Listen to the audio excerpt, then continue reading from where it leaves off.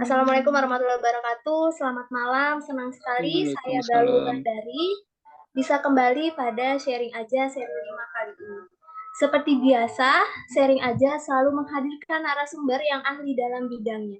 Nah, narasumber pada malam hari ini adalah Bapak Nugroho Priyo Pratomo, ME. Oke, selamat malam Pak Nugroho. Selamat malam. Selanjutnya pada Selamat sore sharing Mbak aja. dari Sinai. Masih sore kalau di sini. Oh iya Pak.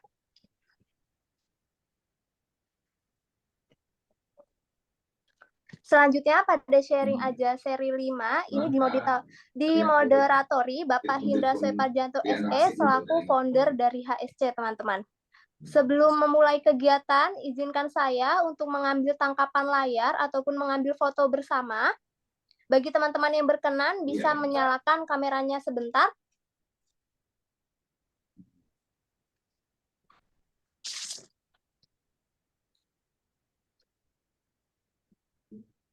Sebentar ya. Oke, alhamdulillah cukup ramai yang menyalakan kamera. Saya buat ambil fotonya ya Bapak Ibu, teman-teman sekalian. 1, 2, 3. Sekali lagi.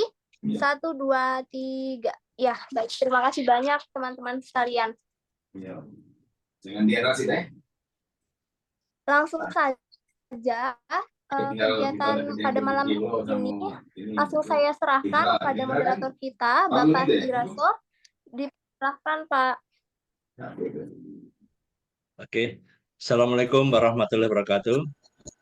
Waalaikumsalam Alhamdulillah warahmatullahi wabarakatuh. pada malam hari ini dan sore hari waktu Cina jam 17.30 kurang lebih kita bisa berjumpa di webinar sharing aja yang seri kelima. Nah, kali ini saya akan sedikit menyampaikan short curriculum VT siapa narasumber kita yang luar biasa ini. Beliau adalah Pak Nugroho Priyo Pratama. Sekarang ini beliau menjabat sebagai Direktur ITPC China India. Jadi ini sesuatu yang luar biasa. Kami bisa menghadirkan beliau untuk berbagi sharing, berbagi terkait dengan bagaimana beliau bisa berkarir dan insya Allah teman-teman Gen Z ini bisa mendapatkan insight dari beliau. Nah, beliau ini S1 dari Gunadarma dan S2-nya Fakultas Ekonomi. Dan yang luar biasa, beliau juga pernah mendapatkan award dari Presiden RI berupa Syatya Lencana Kerja. Insya Allah ini pengabdiannya selama di Kementerian Perdagangan Republik Indonesia. Untuk mempersiapkan waktu, saya perkenalkan beliau adalah Pak Nugroho Priyo Pratama. Selamat malam Pak Nugroho. Selamat malam Pak Hindra, selamat malam Pak Galuh dan Terima kasih. salam rekan-rekan semua. Terima kasih. Salam dari Chennai. Jadi, alhamdulillah, salam dari Chennai Pak ya. Jadi selama ini Pak Nugroho ini ya rekan-rekan semua, kalau webinar itu terkait dengan ekspor. Beliau pakarnya bisnis intelijen, market brief di pasarnya dan bisnis matching mempertemukan buyer dari India dengan eksportir dari Indonesia. Nah, kali ini saya di sharing aja ini kami akan mengulik yang lain lagi khususnya. Kami ingin mendapatkan gambaran profil beliau bagaimana sih kok bisa masuk di Kementerian Perdagangan. Nah, ini just info Pak Nugroho, ini pesertanya mayoritas para mahasiswa, Pak. Ya. Jadi ini kita bicara agak lain ya. Selama ini kita bicara dunia bisnis, kita bicara di golongan milenial Gen Z ini. Semoga bisa memberikan insight ya terkait dengan kinerja beliau. Nah, sebelumnya saya ini Pak Nugroho boleh diceritakan, kita ini mengalir aja Pak Nugroho ya. Boleh Pak diceritakan karir Pak Nugroho mulai startnya sampai menjabat sebagai Direktur dari ITPC Chennai. Monggo Pak Nugroho, ini teman-teman sudah mulai menanti-menanti ini. Dan ini luar biasa. Ini rekor Pak, ini sudah 137 lebih yang daftar 250 lebih ya peserta. Insya Allah bertambah terus. Baik, terima kasih Pak Indra. Selamat sore, selamat malam waktu Indonesia, selamat sore. Di sini masih sore kebetulan. Jadi India ini agak beda ya, agak unik. Mungkin kalau teman-teman mengetahui di belahan dunia lain perbedaan waktunya 1 jam, 2 jam, 3 jam, bulat lah. India ini paling aneh. Dia perbedaan waktunya 90 menit, 1,5 jam lebih mundur. Jadi di sini masih kurang lebih baru jam 17.40 waktu India gitu ya. Kembali saya memperkenalkan diri, nama saya Nugroho Priyopratomo. Saya saat ini menjabat sebagai Direktur Indonesian Trade Promotion Center, jadi atau kita sebutnya ITPC di Chennai, India. Jadi ITPC ini adalah salah satu perwakilan perdagangan yang tentunya di bawah Kementerian Perdagangan dan bagian dari entitas kedutaan besar atau perwakilan Indonesia di India. Jadi di dunia ini, seluruh dunia ini kita punya 46 perwakilan perdagangan, salah satunya ada di Chennai, India. Nah, saya mau cerita sedikit tadi Pak Hendra menyampaikan kok saya bisa gimana sih Pak caranya kok bisa sampai di India gitu ya. Ya sama seperti teman-teman, dulu saya juga mengalaminya dari bawah. Saya lulus kuliah S1 saya di Gunadarma Pak, ekonomi. Saya lulus tahun 2003, kemudian sempat eh, ya mencari-cari kira-kira di tempat mana yang cocok saya bisa berkarir gitu ya. Saya pernah magang di kantor akuntan, saya pernah di event organizer, saya pernah di perbankan juga gitu. Sampai akhirnya di tahun 2005 itu saya eh, melihat ada kesempatan menjadi waktu itu namanya masih PNS, kalau sekarang kan sudah namanya udah ASN. Nah, masih jadi PNS, ada pembukaan CPNS, saya coba daftar. Itu di 2004 akhir. Nah, kemudian alhamdulillah untuk formasi 2005 ya, jadi daftar 2004 atau 2005. Nah, alhamdulillah di kesempatan tersebut saya bisa masuk sebagai salah satu CPNS. Itu masih CPNS. Pada waktu itu namanya CPNS, berarti calon. Jadi CPNS itu adalah calon pegawai negeri sipil. Belum berarti dia akan diangkat jadi PNS. Karena ada masa percobaan 1 tahun. Jadi 2005 saya masuk jadi CPNS. Pada waktu itu saya masuk di Direktorat Jenderal Perdagangan Dalam Negeri. Jadi apa namanya, memulai karir dari bawah ya. Jadi pada waktu itu ya kerjaan saya macam-macam lah, dari mulai suruh bikin surat, jadi tukang ketik, terus kemudian apa kalau rapat itu jadi kita sebutnya asrot ya, asisten sorot itu kalau kalau apa namanya, kalau bahasa milenial sekarang kan esmelon ya. Nah, kalau dulu kita bilangnya eselon 1, eselon 2, eselon 3 rapat gitu ya, kita jagain laptop, jagain komputer di sana, nyiapin bahan, pokoknya semualah sudah saya kerjakan gitu. Nah, salah satu tupoksinya di perdagangan dalam negeri itu adalah turun ke pasar. Mungkin teman-teman sebagian besar ada yang eh, mengetahui bahwa kalau menjelang puasa, menjelang Lebaran itu kan harga-harganya eh, bergejolak ya, fluktuatif. Nah, itu kami mendapatkan tugas salah satunya adalah untuk mengecek ke pasar. Seberapa besar kenaikannya, penyebabnya apa, kemudian stoknya seperti apa, itu kami turun ke pasar. Nah, setelah itu ada kesempatan di tahun 2007 untuk beasiswa dari Universitas Indonesia, yaitu dari program Magister Perencanaan Kebijakan Publik. Nah, pada waktu itu karena saya ingin apa namanya, memanfaatkan kesempatan, saya mendaftar, alhamdulillahnya diterima. Jadi program itu adalah program beasiswa dari pemerintah untuk salah satu bentuk pengembangan diri. Nah, saya sampaikan kepada teman-teman, jangan apa ya, jangan pernah bosan untuk belajar kapanpun, karena belajar itu sesungguhnya tidak pernah habis waktunya. Sampai sekarang pun saya tetap belajar. Sekarang pun saya tetap belajar, karena di sini ini di apa namanya, di luar negeri ini banyak hal-hal baru yang bisa kita lihat, karena tentunya eh, tidak semua hal-hal yang kita temui di Indonesia itu akan sama di sini. Seperti tadi Pak Indra bilang, di sini ada market intelijen. Nah, jadi memang saya mempelajari hal-hal dari yang kecil-kecil saja. Misalnya contoh seperti sapu lidi ya. Jadi ini saya cerita sedikit.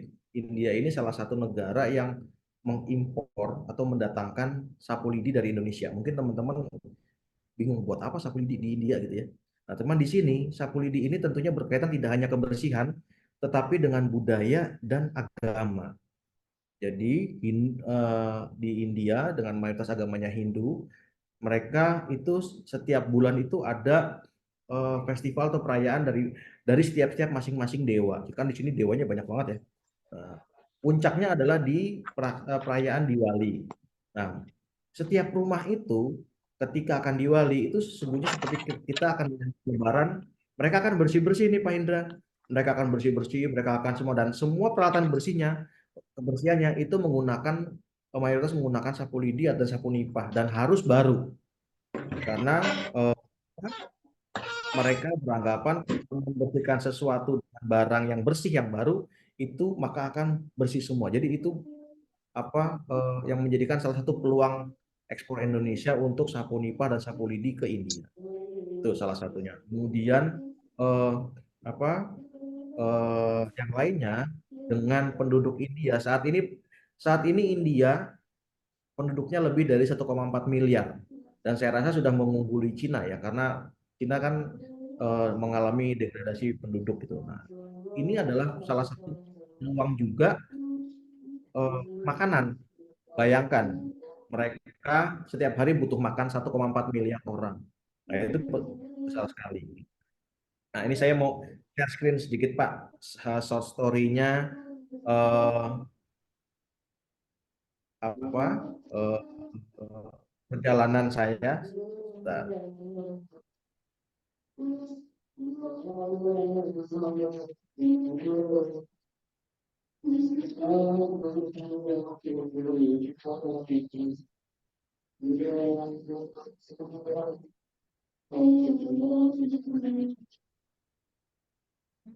Bisa, Pak? Ya, sebentar Pak. Ini share screen.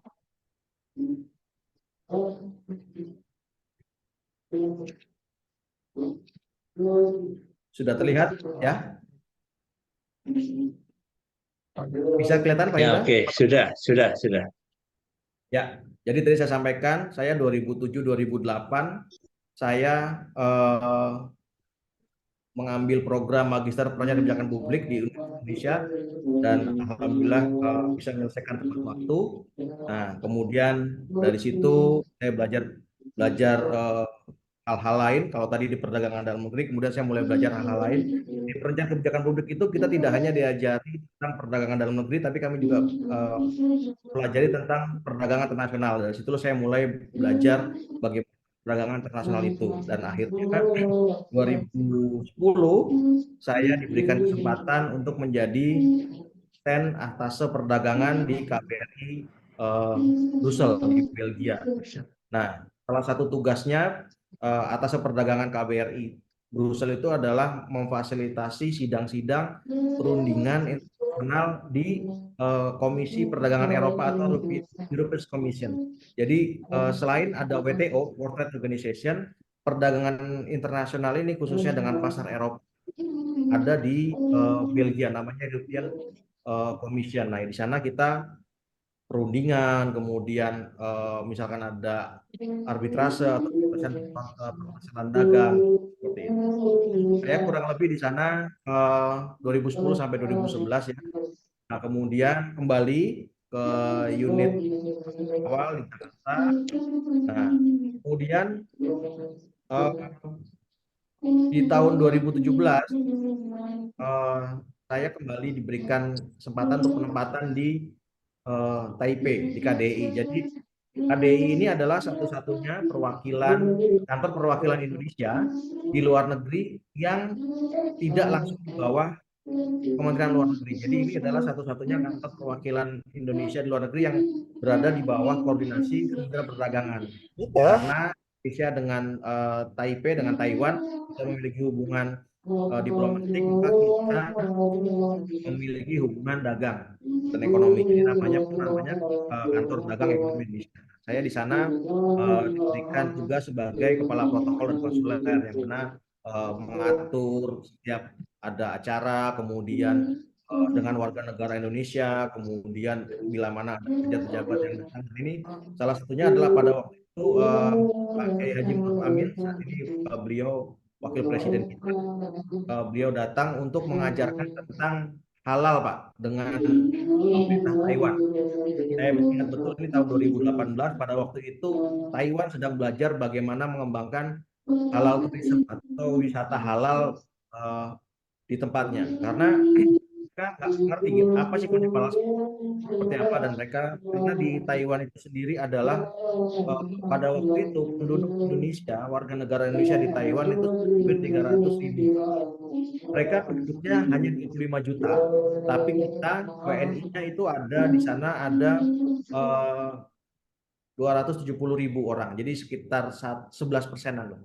Mereka ada, kita di sana. Jadi apa namanya, kekonsulan itu juga mengatur tentang masalah warga negara di sana. Jadi kita di kantor itu kita bisa bikin paspor, kita bisa melaksanakan apa namanya pernikahan ya antara warga negara yang di sana, karena di sana tidak hanya eh, warga negara yang pindah atau diaspora istilahnya, tapi ada juga yang bekerja, ada yang belajar gitu di sana. Dan di Taiwan ini salah satu negara yang tingkat upahnya tuh sangat baik di dunia. Jadi kenapa banyak warga negara Indonesia yang ada di sana. Di sana itu pada waktu saya terakhir di sana itu sudah upah rata-ratanya mereka per bulan itu sudah sekitar 11 juta rupiah. Jadi kalau dirupiahkan itu sekitar 23.000 NT. Dan itu kurang lebih 500-an. Gitu. Jadi itu yang ini.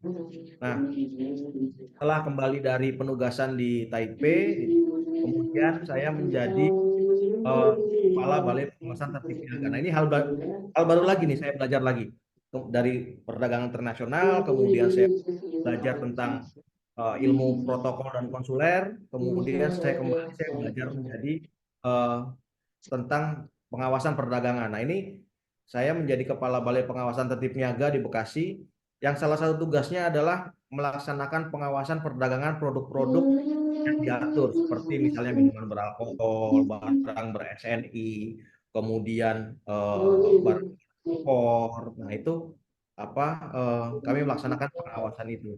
Nah, ini adalah salah satu dokumentasi ketika kita melaksanakan pemusnahan dan pengawasan garam Himalaya dan minuman beralkohol. Itu apa namanya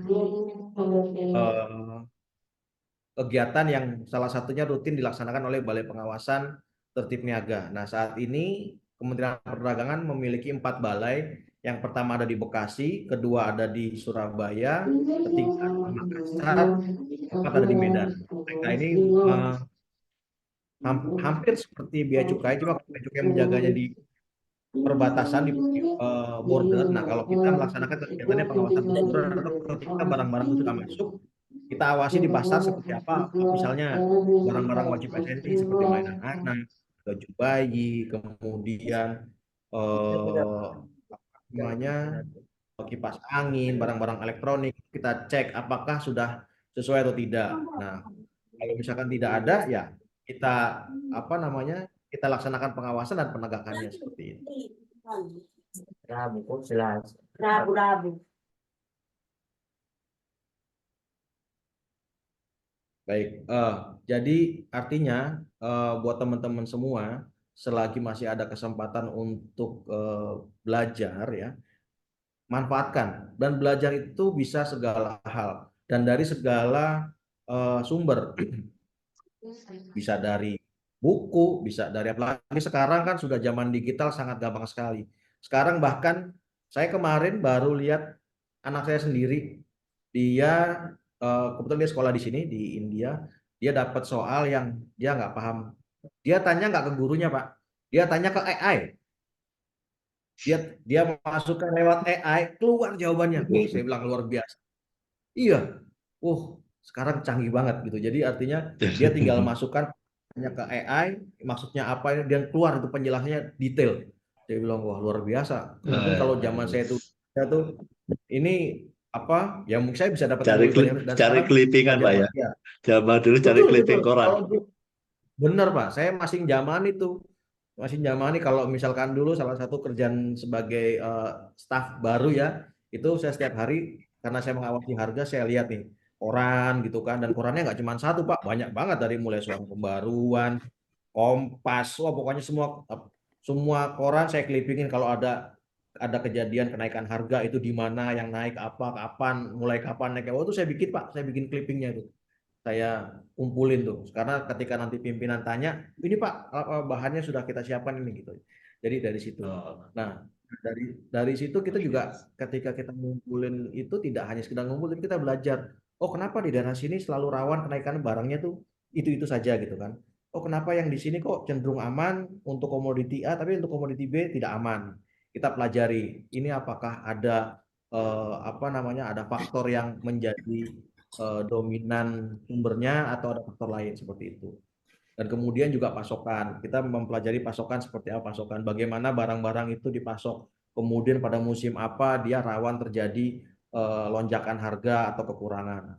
Jadi artinya sambil kita mengerjakan sesuatu kita harus belajar juga karena dulu apa namanya almarhum ayah saya pernah berpesan itu salah satunya adalah cintai yang kamu kerjakan, kerjakan yang kamu cintai. Jadi kalau kita mengerjakan sesuatu itu harus dengan passion ya. Kita harus ya itu mencintai yang kita kerjakan. Kalau kita sudah mencintai yang kita kerjakan, ikhlas itunya. Nah, itu nanti jalannya enak. Ada saja gitu yang memudahkan kita gitu. Itu. Oke, Pak, ini menarik sekali nih ya. Dan ini peserta makin menambah terus ini saya lihat ini ya. Ya, iya, Jadi iya, gini, Pak. ya jadi Pak Nugroho bisa Ya. dikasih clue ya. Kok bisa bisa masuk di Kemendak ini kan Kemendak ini ya, setahu saya juga nih, kami kan juga Hmm. banyak terlibat dengan teman-teman Kemendak ya.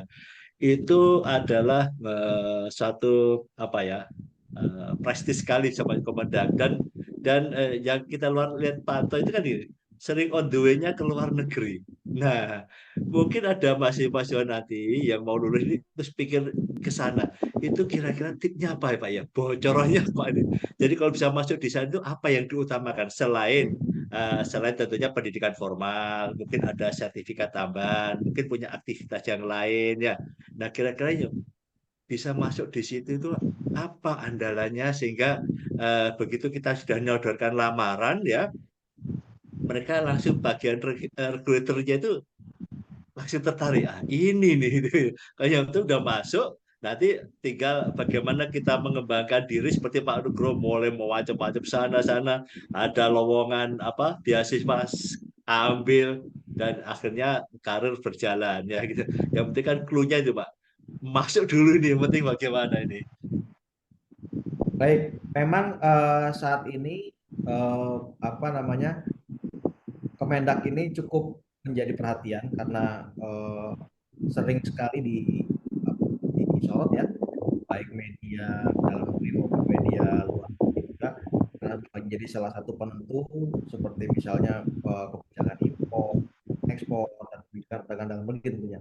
Nah, Kemendak itu sendiri mempunyai formasi-formasi ketika dia membuka lowongan ASN ya, itu dia punya formasi seperti misalnya ada formasi analis perdagangan, kemudian ada negosiator, kemudian ada analis perundang-undangan kebijakan perdagangan. Nah, itu ada ininya, apa? Ada formasinya. Nah, teman-teman mulai dari sekarang spesialisasi. Mana yang kira-kira menjadi fokusnya teman-teman semua. Nah, tidak ada salahnya ketika ada lowongan di Kemendak ya kita bilang di Kemendak. Teman-teman buka, apa sih formasi yang paling banyak dibuka, kemudian formasi apa yang paling sering dibuka gitu. Nah, itu bisa dilihat dan kan sekarang kan apa informasi keterbukaan informasi publik itu kan sudah sangat bagus ya Pak ya. Jadi sudah sangat transparan. Jadi siapapun bisa melihat ketika ada pembukaan lowongan ASN itu sudah bisa. Dan sekarang kan ASN tidak hanya PNS tapi juga ada P3K kan. pegawai dengan perjanjian kerja pemerintahnya itu. Nah, itu dilihat lowongan-lowongan apa atau formasi-formasi apa yang ada di situ. Nah, kalau teman-teman memang tertarik dengan penjurusan sesuatu, seperti misalnya di Kemendak ini ada namanya eh, penera atau ahli kemetrologian, itu khusus yang di bidang timbangan, alat ukur. Nah, itu saya bisa pastikan tidak akan ditemui di kementerian lain. Dan kita Kemendak itu punya sekolahnya namanya AKMET atau Akademi Kemetrologian. Itu bisa menjadi salah satu pintu masuk untuk teman-teman yang punya minat di ilmu tersebut, baik itu matematika, fisika, kimia, itu ada di situ karena di akademi meteorologi itu mempelajari tentang tera, timbangan, ukur. Nah, itu jadi kepastian alat ada di situ. Nah, kemudian selain itu, kalau misalkan teman-teman yang lain, yang misalnya, wah, ini saya punya hobi negosiasi nih, pinter tawar-tawaran. Nah, ada, kita punya namanya formasi namanya negosiator perdagangan. Silakan teman-teman belajar bagaimana menjadi negosiator. Mungkin kalau itu bisa bisa di Kementerian Luar Negeri atau bisa di Kementerian Perdagangan. Tapi kalau di Kementerian Luar Negeri itu nanti dia akan langsung diarahkan menjadi diplomat, Pak. Nah, kalau diplomat itu kan macam-macam bidangnya, ada bidang ekonomi, ada bidang lain-lain juga ada. Tapi kalau di Kemendak yaitu negosiator perdagangan. Atau misalkan teman-teman yang dari apa namanya ilmunya adalah ilmu hukum, itu kita juga ada di Biro Hukum kita, itu ada formasi juga untuk penyusun kebijakan perdagangan. Nah, itu teman-teman bisa mulai belajar tentang bagaimana hukum perdagangan internasional, kemudian legal draftingnya seperti apa. Nah, itu. Jadi ketika nanti ada pembukaan, teman-teman sudah siap. Karena kan yang biasanya itu kan pembukaannya kan dia pakai sistem komputer dan dia online, Pak, massal. Jadi artinya serentak ya, serentak. Maksudnya serentak dari semua kementerian. Nah, ketika itu sudah melewati proses itu ya sudah itu. Dan ya tentunya ya persiapan lah, persiapan untuk bisa apa lolos di tahap itu. Jadi istilahnya kalau sudah melewati lubang jarum itu ya sudah, nanti tinggal peminatan formasi saja seperti itu, Pak. Luar biasa nih rekan-rekan semua ya. Jadi ini kesempatan yang luar biasa ya. Kami bisa menghadirkan Pak Nugroho. Ini karirnya muda, tapi karirnya sudah ditapaki dari step by step. Nah, muda usia, karirnya meluncur dengan cepat. Insya Allah semoga makin berkarir lagi nih Pak Nugroho. Amin, Karena amin. Insya Allah usia mohon yang doanya, Pak. relatif muda di Kemendak ini karir masih berjalan terus. Dan ini pertanyaan terakhir, sambil nanti menunggu teman-teman yang mau bertanya, silahkan. Mumpung ini ada salah satu apa ya tauladan yang bisa kita apa nah, ambil inspirasi, insight-nya untuk Anda semua, silahkan bertanya. Nah, terakhir, kalau sudah masuk nih, ini budaya kerja di Kemendak itu bagaimana, Pak ya? Budaya kerjanya. Karena ini kan gini nih, image ya. Image ini kan ASN, waduh, santai apa bla bla bla bla gitu. Saya tahu nih, budaya kerja di Kemendak saya tahu nih. Cuma yang lainnya bagaimana yang mungkin teman-teman banyak yang nggak tahu karena mungkin asumsi ASN itu kan mungkin ya ke apa ya ke Pemda dan lain sebagainya ya. Nah ini boleh di share sehingga nanti ketika ada teman ya udah bisa masuk di ASN, nah nggak kaget loh kok seperti perusahaan ya kawata juga ini ya seperti ini ya. Ya, Oke Pak silakan. baik, Pak. Jadi budaya kerja di Kemendak itu eh, mungkin agak sedikit berbeda, teman-teman, dengan di tempat lain. Di kami di Kemendak itu saat ini saja kita sudah menerapkan sistem absen dengan fingerprint dan apa namanya kalau kita penugasan ke lapangan, baik itu keluar daerah maupun masih di dalam kota tapi di luar kantor gitu, itu ada namanya ISPPD, Pak. Jadi elektronik perjalanan dinas. Itu kita harus geotagging, Pak. Jadi kita foto di mana kita ditugaskan, itu ada geotaggingnya. Nah, kemudian adalah kita jam kerja kita dimulai dari jam 8, Pak. Dari jam 8 sampai jam 5 sore. Ya, jadi apa Kalau namanya, Jakarta kita harus pagi ini ya. datang. Oh iya, iya, kita harus datang. Iya, kita harus datang pagi gitu ya. Harus disiplin lah. Karena kalau tidak, saat ini kan apa kita kan dituntut untuk berkinerja tinggi, Pak. Kalau tidak ya konsekuensinya nanti ada di kinerja kita, tindakan kinerja kita. Konsekuensinya itu kalau misalkan kita tidak bisa memenuhi capaian kinerja yang ditentukan, batas minimumnya ada konsekuensinya nanti untuk tunjangan kinerjanya tidak bisa sesuai atau tidak bisa penuh 100% seperti itu. Nah, budaya kerja lainnya adalah ya, karena sekarang mayoritas di Kemendak ini juga baik dari level pimpinan sampai dengan seluruh karyawan juga mayoritas sudah muda, jadi lebih kolaboratif dan lebih kreatif dan inovatif. Jadi apa kita bisa berkolaborasi bersama. Kalau misalkan ada teman-teman yang menyampaikan info dari bawah, informasi ya kita bisa bahas bersama gitu. Dan yang jelas tidak ada Pak yang apa nganggur-nganggur lah kalau kalau di sana, karena ya kalau nganggur-nganggur ya nggak ada tempatnya Pak di sana seperti itu gitu. Iya, iya, iya. Alhamdulillah ini. Jadi ini rekan-rekan semua ya. Jadi untuk teman-teman khususnya mahasiswa, kebetulan yang banyak mendaftar di sini adalah mayoritas mahasiswa. Jadi kami Hidayah Ya, Consulting ini mempunyai suatu apa agenda bahwa penyampaian informasi ini selain bisnis itu juga di dunia kerja. Karena kami menganggap bahwa antara bisnis dan dunia kerja itu sama, sama berkarir, sama enaknya gitu ya, sama-sama enak, sama-sama bisa berkarir. Dan kami memberikan peluang sebanyak-banyaknya juga kepada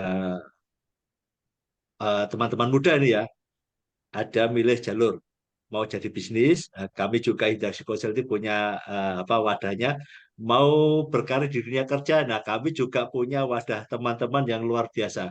Jadi seperti Pak Nugroho ini, jadi nanti ini insight ya. Kemarin sudah kita sampaikan ahli HRD yang sudah cukup berpengalaman bagaimana cara melamar dan sebagainya, sehingga Anda semua nanti bisa mendapatkan insight dari Pak Nugroho yang luar biasa ini. Nah, silakan kalau ada yang mau bertanya, boleh melalui chat ataupun resen ya. Ini kesempatan bagi Anda semua, karena mungkin dari pertanyaan dari kami ini, kami kan golongan kolonial ini ya. Mungkin cara cara berpikir juga berbeda, cara ngelamar aja sudah berbeda dengan zaman sekarang. Nah, oke, nanti silakan Mbak atau Mas ya, Mas Fit ya, Mbak Fit ya, nanti sampaikan dari mana ya. Kemudian kalau masih mahasiswa sampaikan apa universitasnya ya. Dan juga kalau bisa ini videonya bisa tampilkan biar kita sama-sama share ya. Tapi kalau nggak bisa nggak apa-apa ya. Silakan. Baik, terima kasih atas waktunya. Perkenalkan, nama saya Fitriatus Zakiyah dari Stainium Sidoarjo. Di sini saya ingin bertanya, apabila kita Oke, tidak silakan. menemukan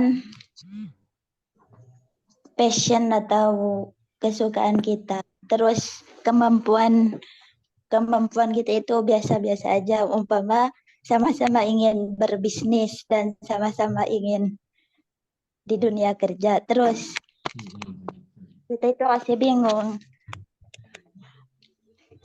yang Oke. yang itu antara memilih keduanya itu masih bingung, terus langkah apa yang harus kita lakukan. Baik, itu saja pertanyaan dari saya. Oke. Mungkin ada yang lainnya, silakan resen ya. Sambil menunggu yang lainnya, nanti pertanyaan ini kayaknya ada dua ini. Satu ke Pak Nugroho, nanti juga saya juga memberikan tambahan sedikit ya terkait dengan ini ya, sesuai dengan pengalaman kami juga ya. ya. Silakan, mungkin teman yang lain. Nah, oke, langsung kita coba Pak Nugroho. Jadi dari pertanyaan dari David, tadi dari mana? Dari kurang jelas tadi, dari Sidoarjo ya. Nah, Ya, ya. Kalau ini apa namanya kita mempunyai kemampuan yang biasa-biasa saja, ya. Tadi kan kita lihat nih Pak Nugroho ini eh, sudah on the way kemana-mana, bahasa Inggrisnya canggih ya, bahasa Inggrisnya lancar. Nah, ini kalau ada punya kemampuan biasa-biasa saja, itu bagaimana Pak? Apakah bagaimana cara supaya termotivasi untuk bisa maju dan gak ragu-ragu mau ngelamar ke Kemendak. Jadi jangan sampai pikirannya, itu berat di sana itu. Jadi mau melamar aja sudah keder gitu ya, mau melamar saja. Nah itu gimana Pak? Bisa dikasih Ya, contoh atau tip-tipnya ya? baik, baik, Pak. Ya, eh, jadi begini Pak Indra dan Mbak Fit ya dari Sidoarjo. Setiap orang itu pada dasarnya memiliki kemampuan yang berbeda-beda dan bakat yang luar biasa. Saya juga tidak ujuk-ujuk atau tiba-tiba pinter juga. Saya juga dulu belajar sama-sama dari tidak tahu. Makanya saya bilang belajar dan sampai sekarang pun saya masih tetap belajar karena belajar itu tidak akan pernah selesai. Semakin banyak hal-hal yang kita tidak tahu itu semakin banyak, semakin tinggi minatnya harusnya ya, semakin tinggi minatnya yang harus kita pelajari. Seperti itu. Nah, kalau tadi Mbak Fit menyampaikan masih bingung apakah mau memilih PNS atau memulai bisnis. Nah, kira-kira dimantapkan dulu Mbak, karena kalau dari starting awalnya kita belum mantap, itu dikhawatirkan kita tidak fokus mengerjakan di ke depannya seperti itu. Karena banyak juga ada teman-teman saya, seangkatan saya yang memang dia punya passionnya menjadi bisnismen ya. Itu alhamdulillah sampai sekarang survive dan sukses gitu. Jadi artinya tentunya semua semua proses itu ada pasang surutnya, ada naik turunnya. Jadi ya kalau pepatah bilang tuh life is like roller coaster gitu ya. Jadi bisa naik, bisa turun, bisa jungkir balik gitu kan. Itu betul. Jadi kita harus pertama kita harus siap bahwa eh, hidup tidak selamanya enak, perjalanan hidup tidak selamanya mulus dan lancar, kita harus itu.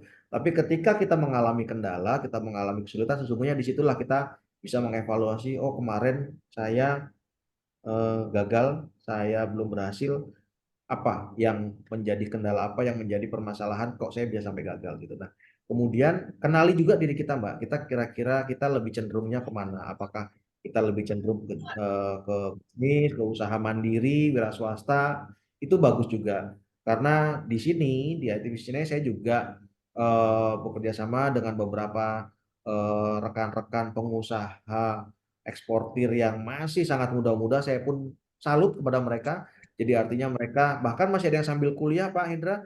Mereka sambil kuliah, mereka bisa ada yang salah satu itu di daerah Sumatera Barat sambil dia kuliah, kemudian dia lihat di daerah di kampungnya, oh ini kok tanaman gambir nih eh, hasilnya kurang bagus. Kemudian dia olah demikian rupa, dia ajak teman-temannya, kemudian dijual harganya bisa lebih bagus seperti itu. Nah itu jadi artinya dilihat kita lebih cenderungnya kemana. Kalau memang kita sekiranya, saya kepengen mengembangkan diri menjadi birokrat gitu, ya udah kita ikuti alurnya karena di birokrasi itu kan ada tahapannya ya. Dia harus bertahap, ada jenjang karirnya. Nah itu yang kita ikuti seperti itu. Jadi kembali lagi pertamanya adalah kita pastikan dulu arah mana atau langkah mana yang akan kita ambil karena itu akan menentukan ya langkah kita selanjutnya. Seperti itu, Pak. Oke, terima kasih.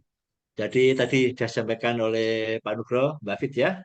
Jadi ketika Anda ingin apa meneruskan karir baik itu sisi pekerjaan ataupun berbisnis, maka mungkin Anda harus mulai mempersiapkan dari sekarang. Tidak ada orang itu wah nggak punya apa ya kemampuan. Semua punya, cuma belum termaksimalkan saja ya.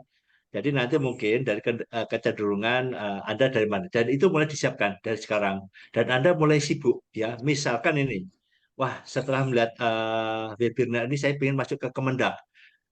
Mungkin sekarang Anda mulai belajar tentang Kemendak, ngulik websitenya Kemendak ya. Terus begitu, terus tanya Kemendak itu ada berapa macam direktorat, berapa. Jadi nanti setelah Anda suatu saat ini apa namanya benar-benar sudah terpatri di sini, ingin kerja di dunia apa namanya pemerintahan, nah, itu pokoknya nanti di interview itu biasanya lancar-lancar saja gitu. Artinya Anda sudah punya bekal, gitu, punya bekal. Jadi sedikit pengalaman saya dulu ya, sebelum masuk ke perbankan di bank, itu saya semester 1, 2 itu sudah membaca buku tentang infobank, nyicil dikit-dikit gitu ya, nyicil dikit-dikit, beli infobank. Nah, begitu lulus kita terapkan itu. Ternyata kita juga bisa masuk waktu itu saya masih kerja di bank ya, di Bank Bapindo ya. Sekarang namanya Bank Mandiri. Nah, itu tadi yang disampaikan. Jadi pertama mungkin saran saya abaikan terkait kelemahan Anda. Anda masih terus ya aja tuh. Kalau Anda merasa bahasa Inggrisnya kurang, mulai sekarang, mulai ditata banyak pelajaran bahasa Inggrisnya ya. Terus kemudian mulai mencari, mengulik, istilahnya melihat orang-orang yang sukses, ya orang yang sukses supaya kita contoh gitu. Terus mengurangi sedikit sedikit kegiatan-kegiatan yang ada apa namanya yang kurang berguna gitu ya. Jadi itu mungkin tambahan dari saya ya.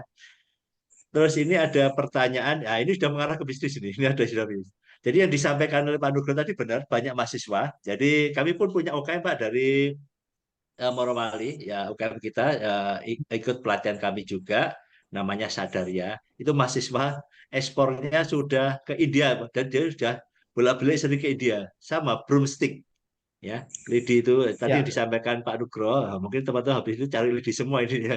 Itu eh, ekspor ke India masih mahasiswa.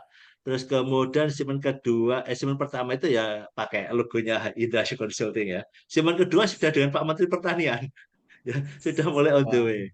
Terus ada lagi juga anak muda dari Kalimantan Timur. Itu broomsticknya itu katanya, Pak, itu barang saya satu kontainer 5 jam habis Pak itu.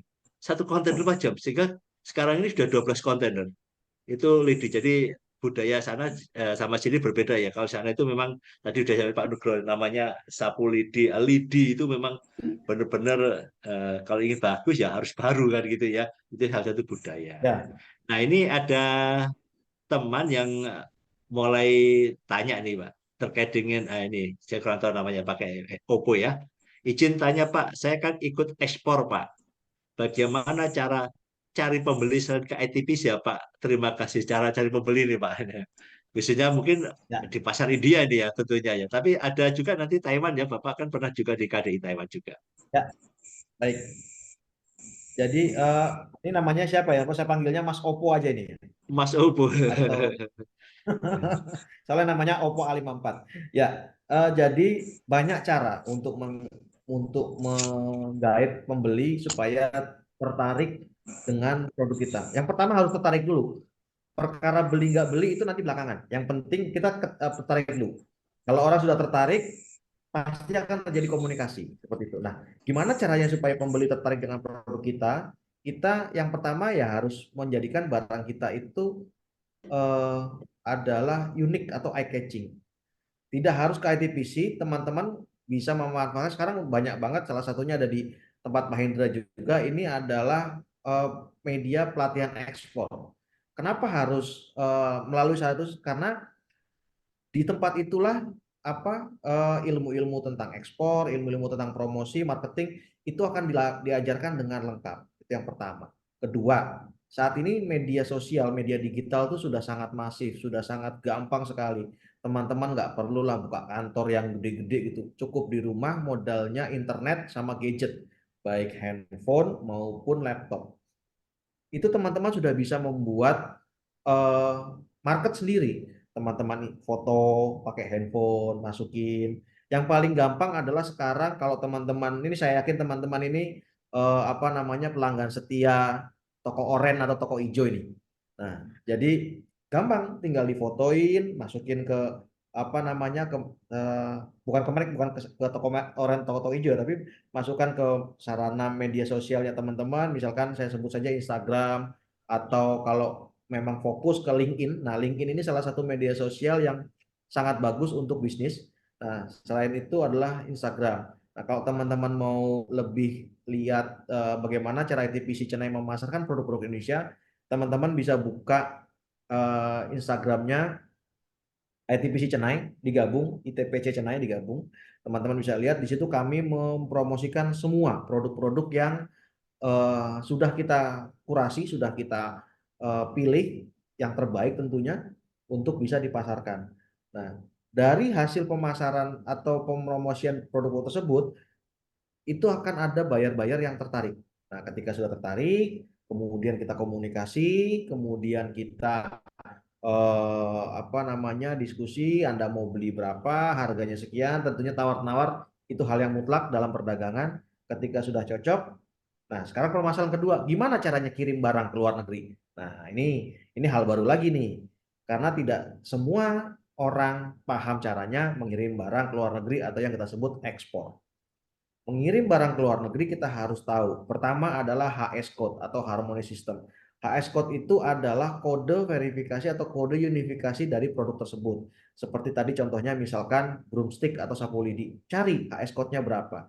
Setelah dapat HS code, cari aturan ekspornya seperti apa. Bagaimana saya bisa mengirim barang ini ke India? Nah, cari juga di India untuk produk ini aturannya seperti apa.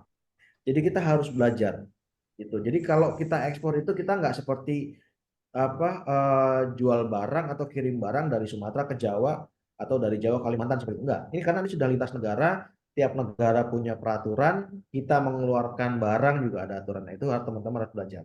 Nah, kembali lagi di tempat pelatihan ekspor itu semua akan diajarkan secara lengkap.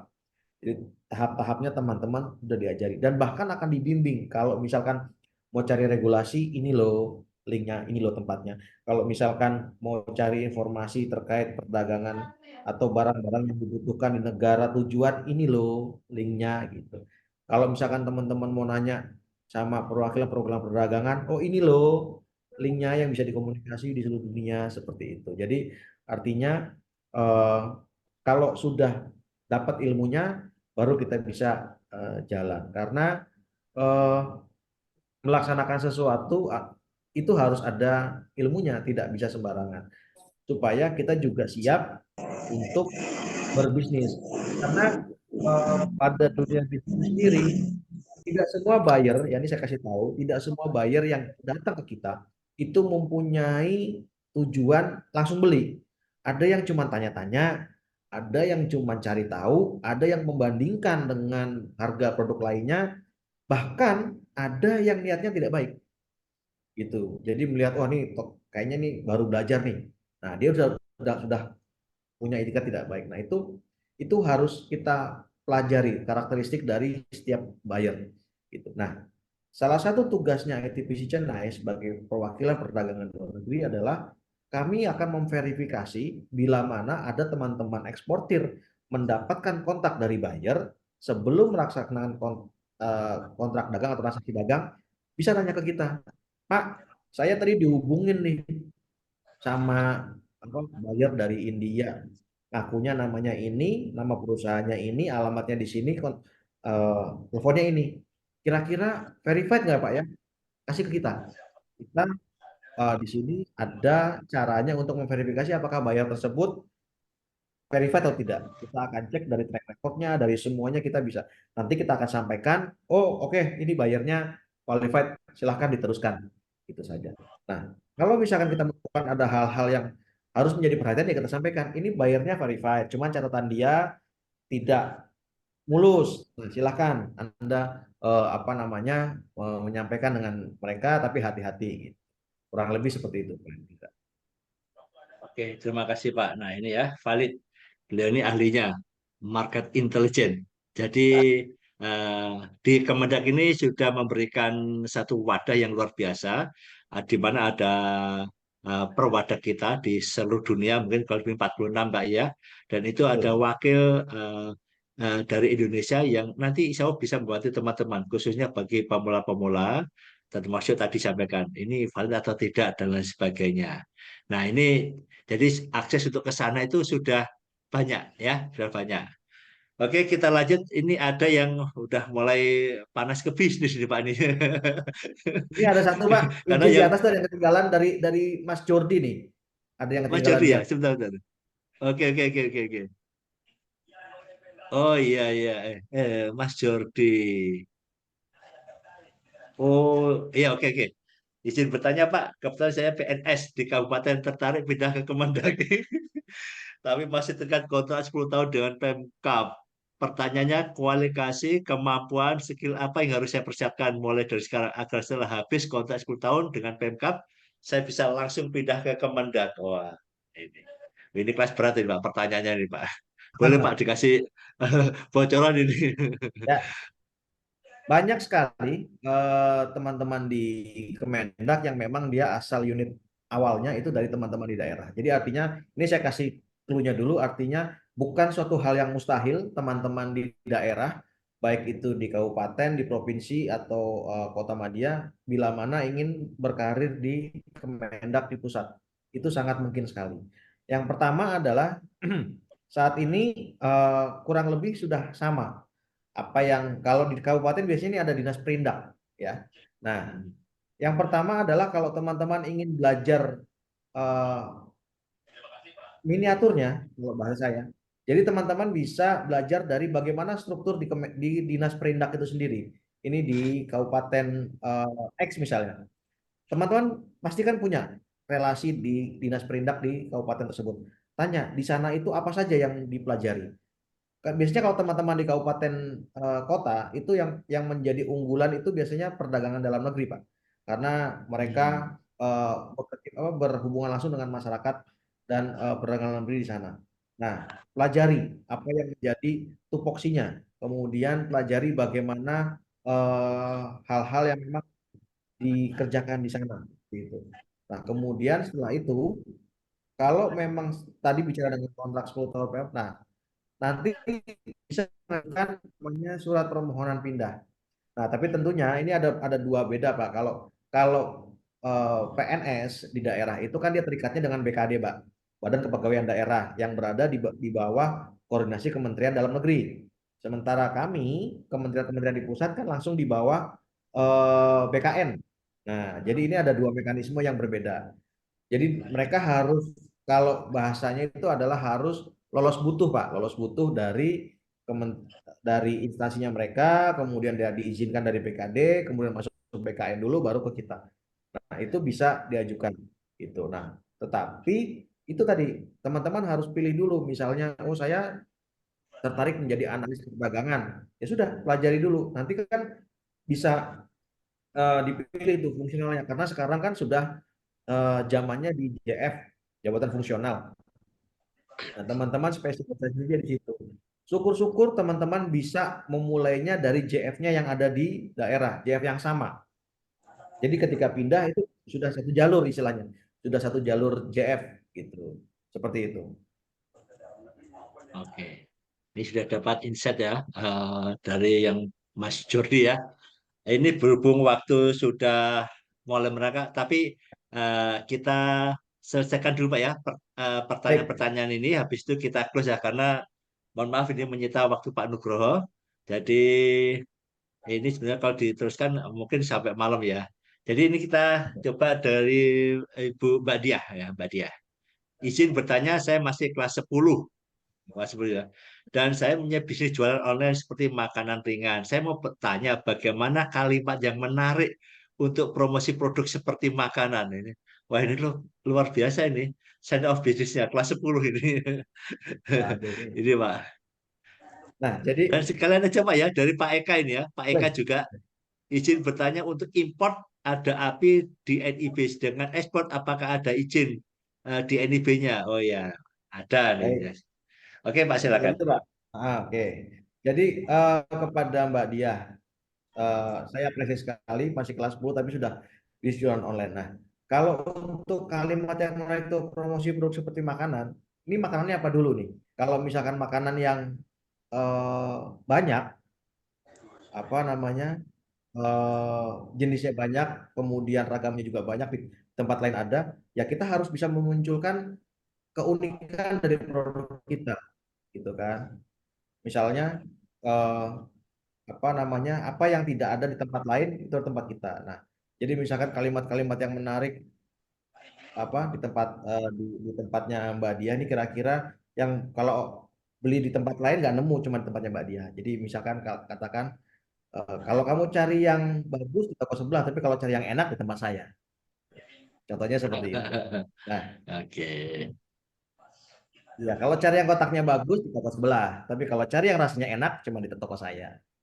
Itu salah satu kalimat-kalimat yang simpel tapi mengena seperti itu. Tagline, Nah, tagline-nya seperti itu. nah kemudian ini untuk Mas Eka Yulianto ya. Untuk import betul ada API di NIB-nya. Jadi API ini adalah angka pengenal import. Nih berarti pertanyaannya dia sudah mengenal nih Pak untuk importasi. Nah, untuk ekspor apakah ada izin di NIB-nya juga? Ya. Jadi kalau ekspor itu ada namanya PE, persetujuan ekspor.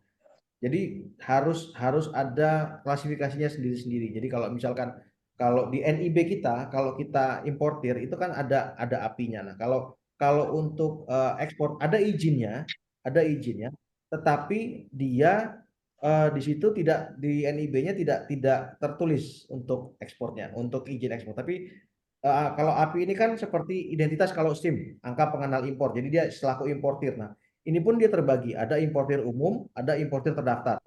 Nah, importir terdaftar ini biasanya nih perusahaan atau industri. Nah, kalau importir umum tuh siapa saja bisa, bahkan perorangan pun bisa.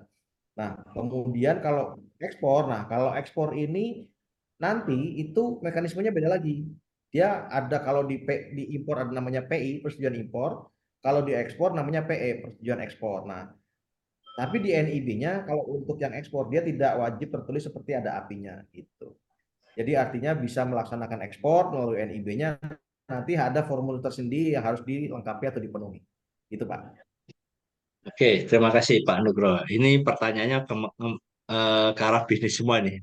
Ya sangat wajar Ya. sekali karena ini kita share apa namanya dan narasumbernya juga ya berkompeten terkait dengan dunia bisnis ekspor impor ya masuk di India. Ini coba kita eh, ada satu pertanyaan ya. Yang lainnya nanti bisa konsultasi ke tempat kami atau melihat ke YouTube saya ya Indra Channel dan boleh konsultasi langsung dengan HSC, dengan saya juga bisa langsung dan itu konsultasinya gratis.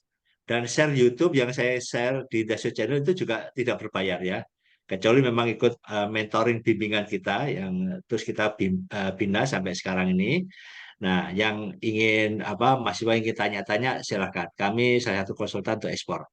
Kemudian ini yang agak berat ya dari Mbak Andin dari PT PAS. Assalamualaikum, Hmm. selamat malam. Perkenalkan saya Andi dari PT Prastia Nugraha Jati, Jawa Barat. Produk kami artisanti, teh celup, rempah, bunga kering. Nah, izin Pak Nugroho, apakah ada peluang untuk teh rempah di India dan regulasinya bagaimana dan lebih prospek daun tehnya apa artisantinya? Nah, ini udah masuk ke market brief ini ya. Oke Pak, ini mungkin pertanyaan terakhir ya teman-teman ya. Ini kami sudah menyita waktunya Pak Nugroho. Next kita akan bikin lagi untuk bisnis ya. Jadi nanti biar Pak Nugroho ngomong benar-benar eh, bisnis dunia, bisnis ekspor impor di India. Silakan Pak Nugroho. Baik. Ya, untuk Mbak Andin ya. Jadi India ini adalah salah satu negara penghasil teh juga. Jadi penghasil teh untuk dikirim ke seluruh dunia karena dulu di India ini adalah dijajah Inggris dan mereka mengembangkan industri perkebunan teh. Jadi untuk pasar ekspor teh di sini ada, tetapi tidak sebesar di negara lain.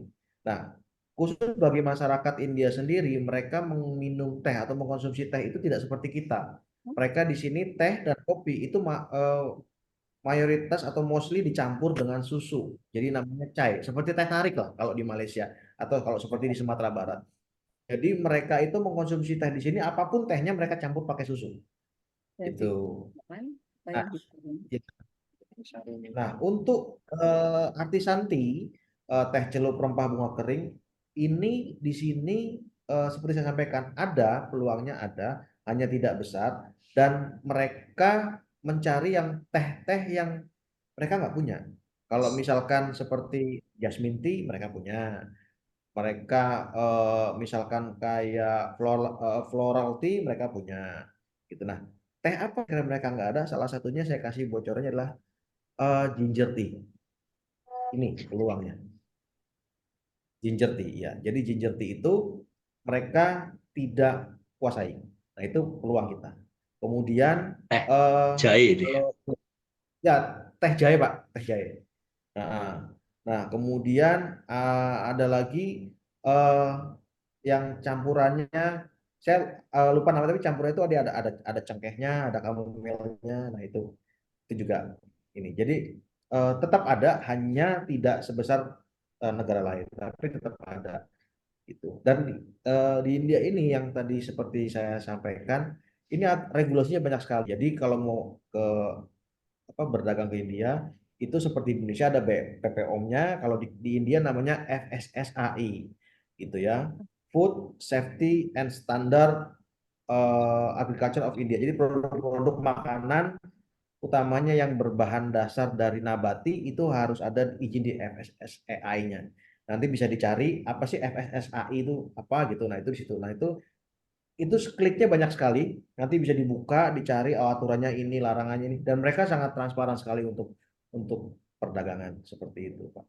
Dan boleh juga tadi Pak Hendra sampaikan bahwa kami juga menerima konsultasi, kira-kira misalkan ada teman-teman yang berkonsultasi tentang bagaimana mengekspor barang ke India, kemudian terkait regulasinya seperti apa, silahkan bisa melalui IG kami ITPC Chennai, silahkan dibuka, di follow. Nah itu di sana ada informasi produknya banyak. Kalau misalkan ada yang mau tanyakan silahkan lewat DM, atau bisa juga lewat email saya. Nanti saya ketik di chat sini email saya, silahkan disampaikan, dengan senang hati kami menerima konsultasi gratis juga, tenang aja. Jadi memang itu salah satu adalah tupoksi kami untuk membantu ekspor Indonesia dan pelaku usaha Indonesia mendapatkan informasi tentang ekspor di India. Seperti itu, Pak Indra ya. Luar biasa, terima kasih. Jadi teman-teman, ini waktu sudah berjalan dan saya sedikit menyimpulkan bahwa tadi yang sudah disampaikan oleh Pak Nugroho terkait dengan perjalanan karirnya, tentu teman-teman semua juga bisa mendapatkan insight dari situ. Pak Nugroho orangnya eh, sering membaca dan bekerja apa saja yang dicoba, dia selama itu bagus semuanya, dan kemudian ada peluang bagus, belajar, belajar, belajar. Nah, sehingga beliau bisa meniti karir yang cukup cemerlang di posisi usia yang sangat muda ini. Kemudian juga disampaikan budaya kerja di Kemendak dan juga peluang kerja di Kemendak, kalau sekarang ini posisinya sudah jadi ASN di ini, ternyata masih banyak juga. Jadi pindah gitu, pindah haluan ke Kemendak. Kemudian dari pertanyaan tadi, insya Allah nanti kalau ada kekurangan, tadi sudah disampaikan Pak Widodo untuk follow link beliau, link di ITPC Chennai, silakan. Mau pakai email, mau WhatsApp, langsung dijawab oleh Pak Nugroho ya.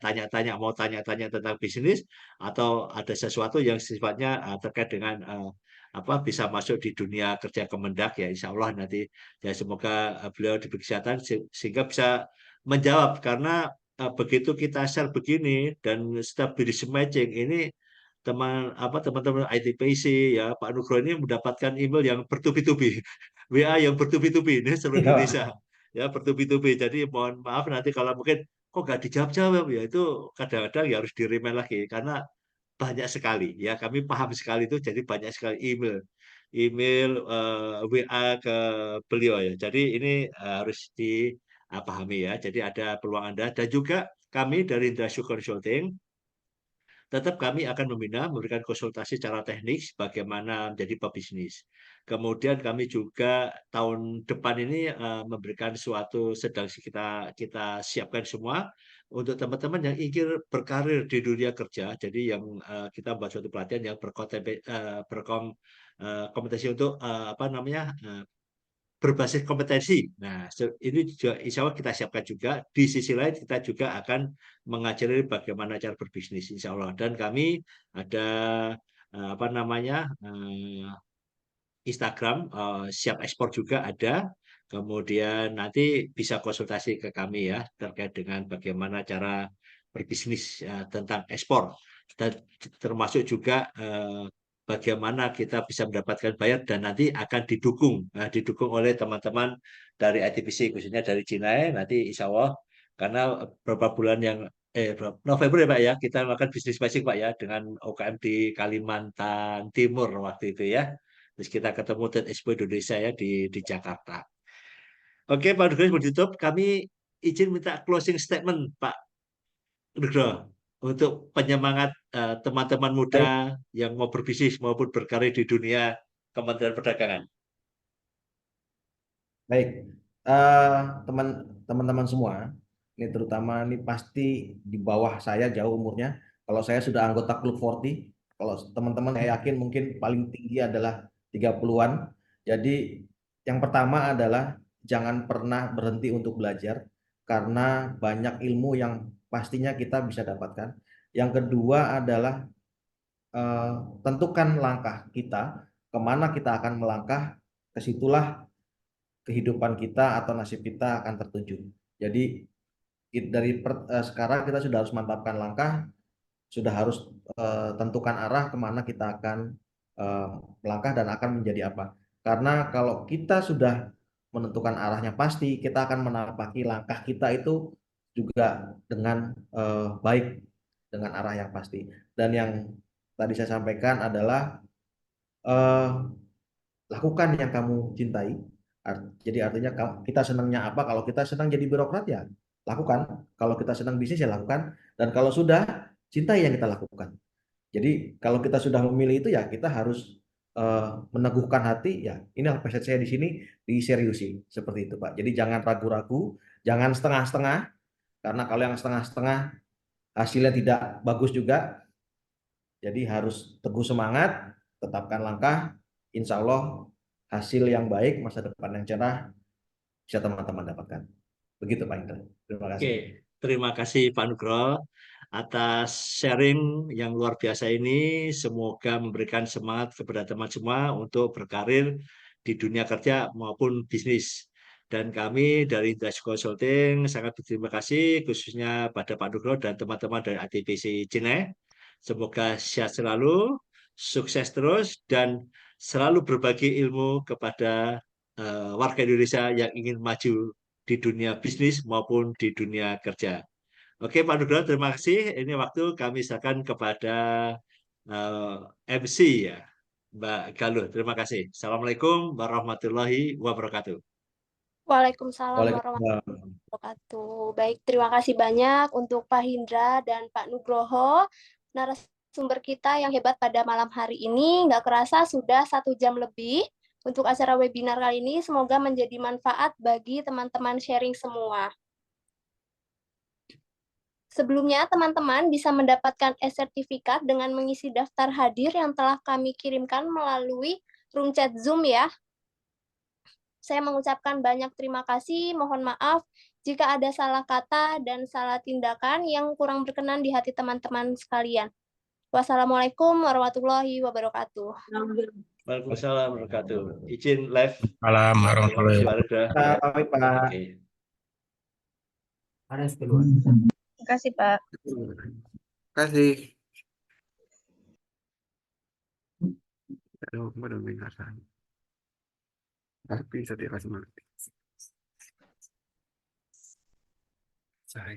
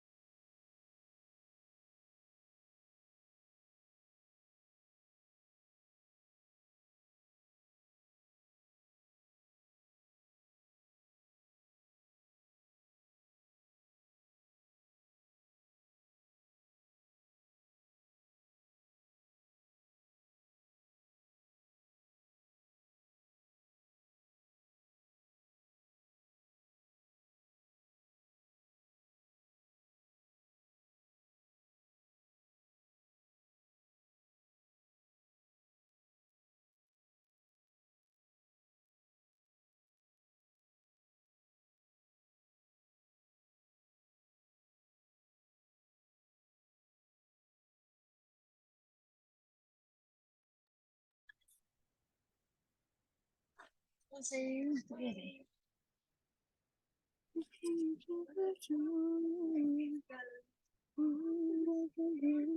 mana lagi yang kelihatan lagi? Iya Bella.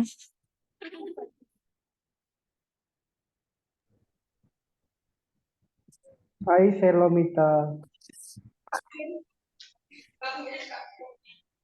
Papa minum Kak.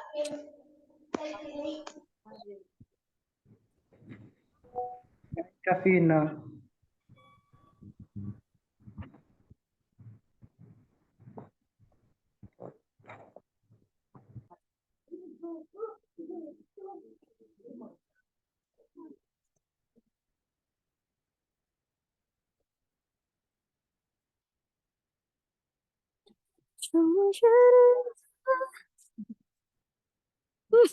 Laba. Banyak kau.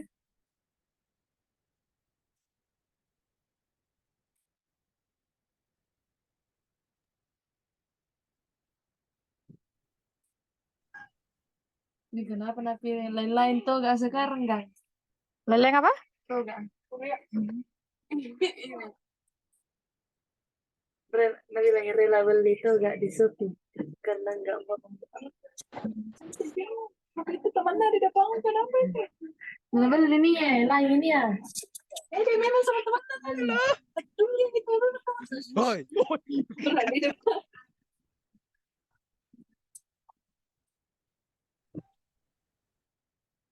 Yang terakhir sudah ini juga kan. Bodoh. Ini Pak. Pece deh. Astagfirullah.